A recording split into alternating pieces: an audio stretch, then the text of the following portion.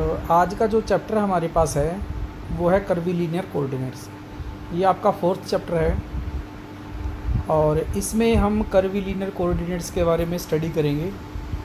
तो देखिए हमारे पास सबसे पहले तो आप ये फिगर देखिए हमारे पास जो इन्होंने प्रोवाइड कर की है। ये यहाँ पर एक P पॉइंट दे रखा है और ये हमारे पास 3 कर्व दे रखे हैं हमारे पास U, V एंड W। ये 3 टाइप के कर्व है हमारे पास।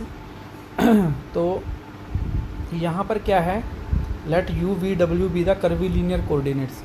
ये जो रिप्रेजेंट कर रखा है इन्होंने curvilinear coordinates of the point P in any region, यानी कि स्पेस के अंदर कोई रीजन ले लिया हमारे पास, उसको रिप्रेजेंट कर रखा है। तो ये हमारे पास क्या होंगे, कर्वीलिनियर कोऑर्डिनेट्स होंगे।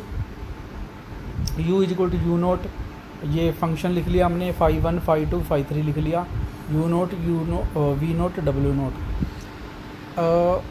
सबसे पहले बात करेंगे हम ऑर्थोगोनल कर्वीलिनियर कोऑर्डिनेट्स। तो डेफिनेशन आप ध्यान रख लेना, if the of 3 coordinates surface through every point are mutually orthogonal then the system coordinate said to be orthogonal. यानी कि हमारे पास ये जो 3 दे रखे हैं कोऑर्डिनेट्स 3 टाइप के, ये अगर क्या हो आपस में क्या हो ऑर्थोगोनल हो तो हमारे पास क्या हो जाएंगे, ऑर्थोगोनल कर्वीलिनियर कोऑर्डिनेट्स हो जाएंगे। मेन जो आपके पास आता है कंडीशंस की बात करेंगे हम यहाँ पर, कंडीशन ऑफ ऑर्थोगोनलिटी जो हम यूज़ करेंगे रिजल्ट्स। तो वही U, V और W यहाँ पर ले लिए फंक्शन की फॉर्म में। देखिए आपके पास जो मेन चीज़ है वो आपने जो ध्यान में रखनी है वो क्या है, for orthogonal curvilinear coordinate system these taken 2 at a time. यानी कि क्या है हमारे पास जो भी ऑर्थोगोनल कर्वीलिनियर कोऑर्डिनेट्स हैं, सबसे पहले हम क्या फाइंड आउट करेंगे, टेंजेंट्स फाइंड आउट करेंगे।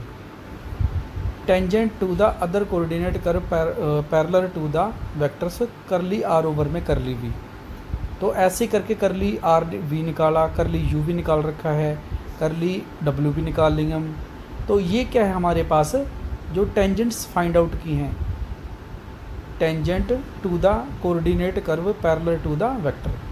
तो ये हमने क्या फाइंड आउट कर लिए हैं, इनकी टेंजेंट्स फाइंड आउट कर ली। टेंजेंट्स के बीच में क्या होगा, जो ये अगर ऑर्थोगोनल हैं, क्या है ये हमारे पास अगर ऑर्थोगोनल हैं तो it means they are perpendicular to each other.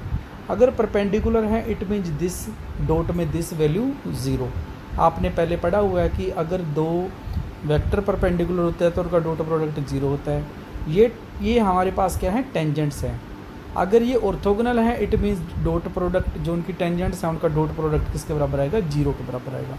इसी तरीके से जैसे U V लिया है, V W लेंगे, W U लेंगे, तो ये सारे के सारे क्या आएंगे, 0 आएंगे। तो एक तो रिज़ल्ट हो गया आपके पास ये, इसमें आपने मेन रिज़ल्ट के ऊपर ही फोकस करना है। अब यहाँ पर लिख रखा है यूनिट वेक्टर इन ऑर्थोगोनल कर्वीलिनियर कोऑर्डिनेट।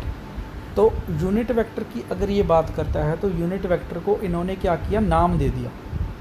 जैसे E1 E2 E3, E1 E2 E3 ये कैप लगा रखा है, E1 cap, E2 cap, E3 cap. B3 unit vectors, तो इनको आप यूनिट वेक्टर कहेंगे to the U curve, V curve और W कर्व। तो यूनिट वेक्टर फाइंड आउट करने के लिए क्या करेंगे, वही तरीका रहेगा। देखिए आपके पास ये क्या है, ये हमारे पास क्या है, टेंजेंट है। तो यूनिट वेक्टर फाइंड आउट करना हो तो हम क्या करेंगे, तरीका वही रहता है, E1 कैप, ऊपर तो हमारे पास टेंजेंट आ जाएगी और नीचे उसका मैग्नीट्यूड। तो ये हो गया यूनिट वेक्टर। इसी तरीके से E1 E2 और E3 हो जाएंगे। तो ये तो हमारा पुराना ही मेथड हो गया। अब इन्होंने थोड़ा सा चेंज किया, क्या, ये जो नीचे मैग्नीट्यूड है ना उसकी वैल्यू को इन्होंने क्या रख दिया, H1, दूसरे वाला H2 और तीसरे वाला H3 रख दिया। तो वैसे ही बन जाएगा ये भी सिस्टम। तो E1 की अगर बात करेंगे तो H यहाँ पर आ गया। तो देखिए E1 की वैल्यू क्या आ गई, 1/H कर लिया R ओवर में कर लिया। यानी कि जो नीचे डिवाइड में क्या था अपने पास, इसका मैग्नीट्यूड था, वो क्या लिख दिया अपने, H1 लिख दिया, यहाँ पर H2 H3। तो ये E1 E2 E3 हो गया हमारे पास। और ये जो H1 लिखा है बस इन्होंने नाम दे दिया, इसका स्केलर फैक्टर नाम दे दिया। आपको पता ही है कि जो मैग्नीट्यूड निकालेंगे तो वो आपका स्केलर क्वांटिटी आएगी, तो स्केलर फैक्टर दे दिया। फैक्टर इसलिए कह दिया क्योंकि ये मल्टीपल में आ गया हमारे पास। तो E1 E2 E3 are mutually orthogonal unit vectors. ये तो होंगे क्योंकि ये हमारे पास क्या है, यूनिट वेक्टर है, बट है तो आपस में ऑर्थोगोनल। अगर ऑर्थोगोनल होंगे तो इट मीन्स दो का डॉट प्रोडक्ट लेंगे, कोई भी दो उठा लो आप, first second, second third, third first उठा लो, तो उनका डॉट प्रोडक्ट किसके बराबर आएगा, 0 के बराबर आएगा। तो इस तरीके से हम फाइंड आउट कर सकते हैं। देखिए यूनिट वेक्टर हैं तो आपको ये भी पता है, यूनिट वेक्टर अगर होते हैं तो सेम वेक्टर का सेम वेक्टर के साथ डॉट प्रोडक्ट क्या होता है, 1 के बराबर होता है। और डॉट प्रोडक्ट अगर डिफरेंट लेंगे तो वैल्यू 0 हमें देगा। Also these unit vectors from the right handed triad system, it means क्या होगा कि 1 can be written in the another to sum of another 2 unit vectors, क्योंकि ये हमारे पास क्या बनते हैं, एक शेप बन जाती है जो हमारे पास ऑर्थोगोनल होते हैं ये सारे के सारे आपस में, और यूनिट वेक्टर हैं इसलिए कोई भी एक उठा लीजिए, 1 can be written in the form of other sum of other vectors. तो इस तरीके से ऐड कर सकते हैं। तो ये हमारे पास हो गया। Also we know that del U is the normal, हाँ ये हमें पता है, हमने पढ़ा हुआ है, नॉर्मल सरफेस हमने किया था। नॉर्मल फाइंड आउट करनी हो किसी सरफेस के ऊपर, अगर यू हमारे पास सरफेस है तो उसकी नॉर्मल फाइंड आउट करनी है तो क्या करते हैं, डेल यू कर लेते हैं, तो नॉर्मल निकल जाती है। Unit vectors in the direction is given by, तो ओबियसली बात है अगर इस नॉर्मल की बात करते हैं तो इस नॉर्मल का यूनिट निकालना हो तो कैसे निकालेंगे, del U by magnitude of del U. इसमें अगर आप थोड़ा सा ध्यान से देखो तो क्या है, पहले जो हमने निकाला था वो थी हमारे पास ऑर्थोगोनल की कंडीशन।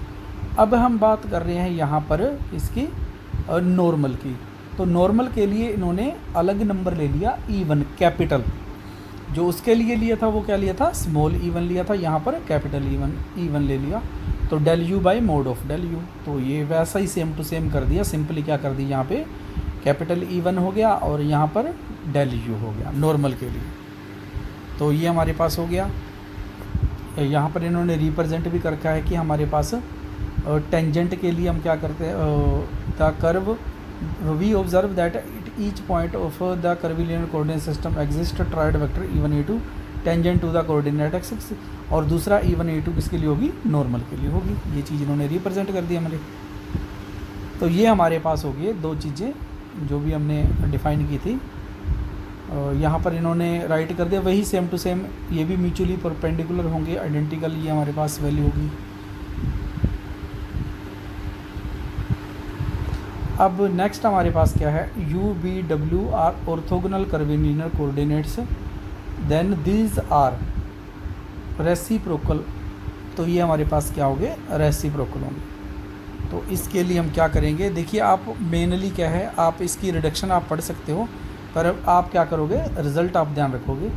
जैसे डेल यू, तो डेल यू तो हमारे पास क्या है, हमारे पास है जब हो जो हम फाइंड आउट करते हैं, नॉर्मल फाइंड आउट करते हैं, और ये हमारे पास क्या होगी, उसकी टेंजेंट होगी, तो इनका डॉट प्रोडक्ट किसके बराबर है, 1 के बराबर है। देखो सेम का सेम के साथ लेते हैं तो 1 आ रहा है, अगर u का v के साथ लिया तो 0 आएगा, यानी कि जैसे ही आप चेंज कर दोगे तो 0 हो जाएगा। देखो सेम का सेम के साथ 1 आ रहा है, डिफरेंट का डिफरेंट के साथ 0 आ रहा है, तो it means they are reciprocal, तभी तो हमारे पास ये कंडीशन हो रही है।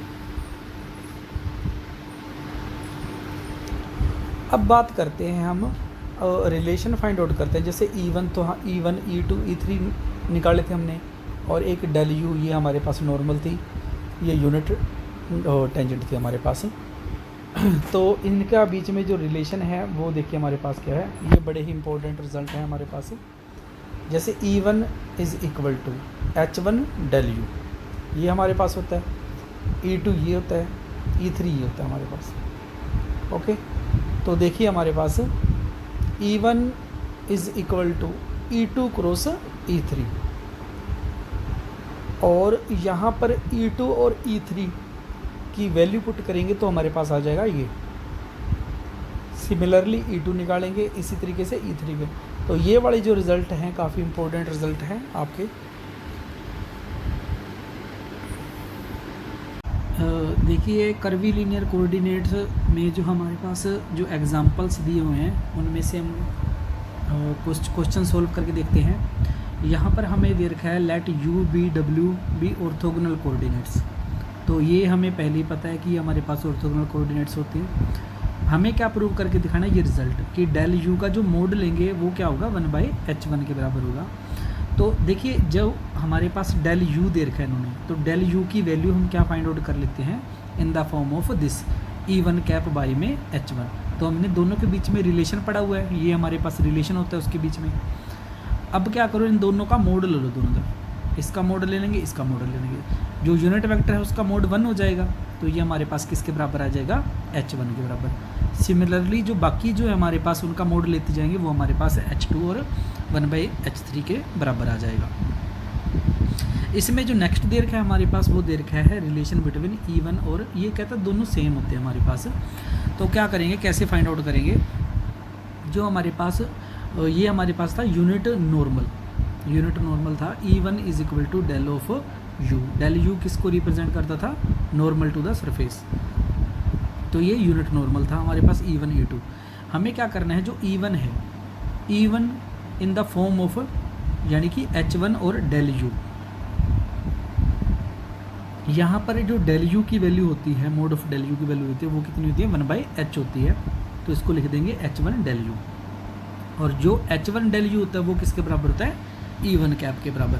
तो इसी तरीके से हमारे पास E1 की वैल्यू किसके बराबर आएगी, capital E1 is equal to small E1। यानी कि ये हमारे पास यूनिट नॉर्मल था, ये ऑर्थोगोनल ये यूनिट नॉर्मल है, ये ऑर्थोगोनल नॉर्मल है हमारे पास। तो इसी तरीके से हमारे पास E2 और E3 भी फाइंड आउट हो जाएंगे। ये क्वेश्चन थोड़ा सा देखिए हमारे पास क्या है, prove that E1 is equal to H1 H3 del U del with the similar result for E2 and E3 UVW are orthogonal coordinates. तो UVW तो आपके पास ऑर्थोगोनल कोऑर्डिनेट्स ही रहेंगे, बस हमें रिजल्ट्स का यूज़ करना है जो हमने आपको बताए थे पहले। तो सबसे पहले हम यहाँ पर देखेंगे क्या क्या दे रखे हैं उन्होंने। देखो E1 और डेल यू वी के बीच में रिलेशन की बात कर रही है। तो सबसे पहले क्या करेंगे, इनके रिलेशन फाइंड आउट कर लेते हैं। जैसे डेल यू की वैल्यू क्या होती है, डेल वी की वैल्यू क्या होती है, डेल डब्ल्यू की value in the form of E1 E2 E3 की फॉर्म में निकाल लिया हमने। अब हमारे पास यहाँ पर क्या दिया हुआ है, V और W का क्रॉस दिया हुआ है, डेल V और W। यानी कि हम क्या करते हैं, इन दोनों का क्रॉस ले लेते हैं, क्योंकि हमें यहाँ पर ज़रूरत इन दोनों की है ना। तो इन दोनों का क्रॉस लेंगे तो हमारे पास क्या होगा, दिस क्रॉस दिस, और ये वाला दिस क्रॉस दिस यहाँ पे आ गया हमारे पास। E2 और E3 का क्रॉस किसके बराबर आएगा, E1 कैप के बराबर आएगा। तो ये हमारे पास वैल्यू आ गई। अब यहाँ पे हमारे पास क्या है, जो इसकी वैल्यू है E1 cap is equal to किसके बराबर हो जाएगी, तो इसको उठा के परली तरफ ले जाओगे, मल्टीपल में हो जाएगा H2 और H3, और इनटू में क्या आ गया, डेल V और डेल W आ गया। सिमिलरली E2 और E3 भी फाइंड आउट कर सकते हैं। तो ये क्वेश्चन देखिए आपके पास थर्ड क्वेश्चन क्या दे रखा है, del of A1 E1 is equal to this one. तो इस क्वेश्चन को थोड़ा सा कैसे करना है, ध्यान से समझना है। सबसे पहले हम क्या करेंगे, डेल ऑफ A1 E1 लिखा हुआ है कैप। तो यहाँ पर जो E1 कैप जो है, जो हमने जो पहले क्वेश्चन किया था ये वाला, E1 की वैल्यू क्या थी, H2 H3 ये वाली। तो E1 की वैल्यू ये पुट करनी पड़ेगी आपको। ये क्वेश्चन ध्यान में रखना पड़ेगा, क्योंकि ऐसे क्वेश्चन नहीं हो पाएगा आपसे। E1 की वैल्यू यहाँ पे हमने पुट कर दी। अब हम क्या करेंगे, इसके ऊपर अप्लाई करेंगे रिजल्ट, डेल डॉट और this value, this is and this one. तो इनके ऊपर कैसे अप्लाई करेंगे, फार्मूला लगाएंगे ये वाला। तो कैसे करेंगे, सबसे पहले डेल ऑपरेट करेंगे, पहले इसके ऊपर अप्लाई कर लिया फाई के ऊपर, फिर डॉट में अब ये रखो सेम, फिर प्लस, अब ये रखो सेम, और इसके ऊपर डेल ऑपरेट कर दो। ऑपरेट करने के बाद हमारे पास क्या आएगा, दिस वैल्यू। अब ये जो वैल्यू थी ना हमारे पास डेल V और डेल W की, ये नीचे जो रखी है इन्होंने E1 E2, इनकी वैल्यू पुट कर देते हैं हम यहाँ पे E1 E2 की फॉर्म में। और ये टर्म हमारे पास सेम है,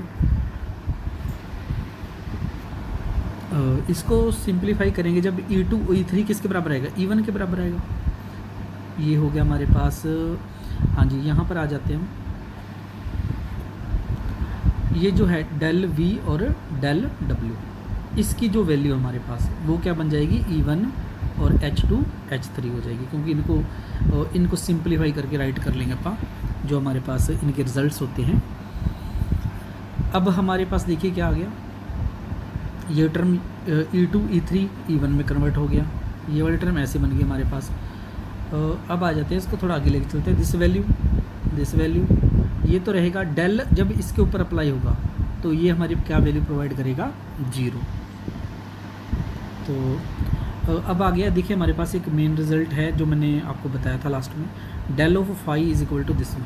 तो ये इसके बराबर होता है, क्या होता है, E1 बाई H1 करली फाई ओवर में कर ली यू, E2 बाई H2 करली फाई ओवर में कर ली वी, और इस तरह के थे E3 बाई H3 करली फाई ओवर में कर ली ऑफ W। तो करना कैसे, ध्यान से करना है इसको। तो ये चीज़ हमारे पास प्रोवाइड की हुई है। ओके, तो देखिए कैसे करेंगे solve. Del of A1 E1, del of A1 E1 is equal to किसके बराबर आएगा हमारे पास, थोड़ा सा इसको देखिए ध्यान से कैसे करना है। पहले क्या आएगा, देखो E1 बाई H1 यहाँ से ले लिया अपन, सेम करली फाई ओवर में कर ली जो फाई वैल्यू हमारे पास क्या है, ये A1 H1 H3, फिर प्लस, फिर दूसरा उठाओ E2 बाई H2 करली ओवर में कर ली ऑफ वी, फाई हमारे पास क्या है A1 H1, ये हो गया। सेम थर्ड के साथ करेंगे और इनटू में आ जाएगा ये वाला जो लास्ट इनटू में पड़ा था, E1 बाई H2 H3 आ जाएगा। अब ये क्या है, डॉट है E1 के साथ। देखो E1 का आप इसके साथ लोगे तो 1 आएगा, डॉट इसके साथ लोगे तो 0 आएगा, इसके साथ लोगे तो 0 आएगा, क्योंकि सेम का सेम के साथ ही डॉट 1 आएगा ना। तो ये वाली टर्म हमारे पास तो क्या हो जाएंगी, कैंसिल हो जाएंगी, बचेगी हमारे पास ये। तो क्या आएगा, 1 बाई हमारे पास H1 ये हो गया, H2 H3 ये हो गई, ये H1 H2 H3 हो गया, कर ली ओवर में कर ली ऑफ यू हो गया, ये वाली वैल्यू हो गई हमारे पास। ओके, तो जिस तरीके से हमने ये फाइंड आउट किया है वैसे हम क्या कर सकते हैं, सेकंड और थर्ड भी फाइंड आउट कर सकते हैं। सिमिलरली वैसा ही सम है ये जो दिया हुआ है इन्होंने, इसमें डॉट की जगह पे क्या आ गया, क्रॉस। तो करने का मेथड हमारे पास सेम ही रहेगा, E1 की वैल्यू पुट कर दी H1 डेल ऑफ यू, तो यहाँ पे अप्लाई कर देंगे फार्मूला वही डेल, पहले इसके ऊपर अप्लाई किया क्रॉस दिस वैल्यू, फिर plus this value del cross this value. ये फार्मूला जो हमने पहले पढ़े हुए हैं वही चीज़ जहाँ पे रिप्रेजेंट की हुई है। आपको पता है डेल क्रॉस डेल यू की वैल्यू 0 होती है हमारे पास, तो ये सारी टर्म 0 हो जाएगी, बचेगा हमारे पास सिर्फ ये। और यहाँ पर इन्होंने क्या किया, डेल यू की वैल्यू पुट कर दी है E1 बाई H1। ओके, अब यहाँ पे फिर से वही रूल अप्लाई करेंगे अपन जो भी पहले पढ़ के हटे हैं, E1 बाई H1 कर ली ओवर में कर ली ऑफ यू, A1 H1 आ जाएगा। तो सेम आगे भी बढ़ता जाएगा और क्रॉस में क्या रहेगा, E1 बाई H1। तो यहाँ पर जब E1 के साथ क्रॉस लोगे तो 0 रहेगा, ये तो पहला पार्ट 0 हो जाएगा। फिर जब करेंगे इसको इसके साथ, ये क्या V वाली वैल्यू है ना, तो V वाली इसने बाद में लिखी हुई है। तो देखिए कैसे बनेगा ये, E2 क्रॉस E1 बनेगा, देखो उल्टा हो गया ना, E2 E1 बना, E1 और E2 की वैल्यू E3 के बराबर होगी, और यहाँ पर क्या है E2 E1, तो ये किसके बराबर होगी, माइनस के बराबर। तो ये माइनस का लिख रखा है यहाँ पर इसने, ये वाली पहली टर्म जो है ना लास्ट में लिखी हुई है, और बाकी सारा सेम लिख दिया इन्होंने H1 H2 की वैल्यू। फिर जब इसके साथ करेंगे तो क्या है, E3 E1, तो क्या आएगा, E2 आएगा, E2 आ गया हमारे पास, और ये वाली सेम वैल्यू राइट कर देंगे। तो इस तरीके से फाइंड आउट कर सकते हैं, बाकी जो सिमिलरली बाकी के वैल्यू भी फाइंड आउट कर सकते हैं। फोर्थ एग्जांपल में देखिए, determine the transformation from cylinder to the rectangular coordinates. तो सिलेंडर कोऑर्डिनेट से रेक्टेंगुलर कोऑर्डिनेट्स में कैसे कन्वर्ट करेंगे हम। तो सबसे पहले तो हमें पता होना चाहिए कि हमारे पास कोऑर्डिनेट किसके बराबर होते हैं। Equation of giving transformation rectangular cylinder coordinates are किसके बराबर होता है, x is equal to rho cos of phi और y is equal to rho sine of phi, z is equal to z। तो होता तो ये सर्कल ही है वैसे तो, पर z इसके अंदर एक और एक्सटेंड कर देते हैं तो हमारे पास इक्वेशन बन जाती है। अप्लाई कर दो, स्क्वायरिंग एंड एडिंग कर दो, तो x square plus y square rho square, rho is equal to this one, यहाँ पर निकाल सकते हैं फाई की वैल्यू। ये वही मेथड जो आप पुरानी क्लासेस में भी करते रहे हैं। यहाँ पर रेडियस हो जाती है और ये रो जो फाई जो हमारे पास है उसका एंगल रिप्रेजेंट करता है। तो ये दो चीज़ें निकल जाएंगी हमारे पास, z is equal to Z के बराबर हो जाएगा। नेक्स्ट फिफ्थ में देखिए, transpose the function of this, F function दे रखा है rho e p plus rho e phi the cylindrical to the Cartesian coordinates. तो रिलेशन की बात अगर करते हैं तो हमारे पास क्या होता है, x is equal to rho cos of phi, y is equal to rho sine of phi, z is equal to z. अगर बात करते हैं यूनिट की तो हमारे पास रो के अगेंस्ट क्या हो जाएगा, cos of phi I plus sine of phi J. अगर करते हैं एंगुलर की तो क्या हो जाएगा, माइनस का sine phi I plus cos of phi J. Okay, तो इस तरीके से हम फाइंड आउट कर सकते हैं। यानी कि ये जो भी होती है इसकी, अगर मान लीजिए इसको डेरिवेटिव कर देते हैं तो ये हमारे पास क्या आ जाती है, ये वाली वैल्यू आ जाएगी। एफ जो हमारे पास क्या हो जाएगा, रो इंटू में फर्स्ट पार्ट हो जाएगा प्लस रो इंटू में सेकंड पार्ट हो जाएगा। तो ये हमारे पास वैल्यूज़ हो जाएंगी, ये हमारे पास कार्टेशियन कोऑर्डिनेट्स होगी। तो फर्स्ट 5 एग्जांपल आपने ट्राई करने हैं, और जो मैंने आपको रिज़ल्ट दिए हैं, रिज़ल्ट के ऊपर आपने ध्यान देना है और अच्छे से करना है उसको, रिज़ल्ट्स को भी। और फिर उसके बाद ये क्वेश्चन करके देखना है, पहले रिज़ल्ट करने हैं फिर क्वेश्चन करने हैं, तब ईजी होंगे, अदरवाइज ये थोड़ा सा डिफ़िकल्ट लगेगा आपको टॉपिक। बाकी है इतना मुश्किल